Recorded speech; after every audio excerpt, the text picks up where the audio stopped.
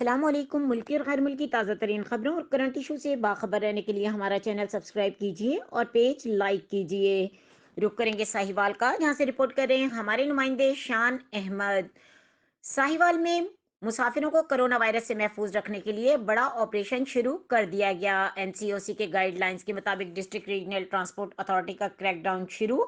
Public transport में सफर करने वाले तमाम अफराद को 18 दिसंबर तक वैक्सीनेट करने की मंसूबाबंदी। डिप्टी कमिश्नर वाजिद अली शाह की जेर सरपरस्ती शाहराहों पर नाके वैक्सीनेशन चेक किए बगैर मुसाफिरों को बिठाने पर 8 बसें और वैगनें बंद कर दी गईं। असिस्टेंट कमिश्नर और दीगर अफसरान ने पब्लिक ट्रांसपोर्ट में मुसाफिरों की वैक्सीनेशन चेक की। हिफाजती टीके ना लगाने वालों को गाड़ियों से उतार दिया गया।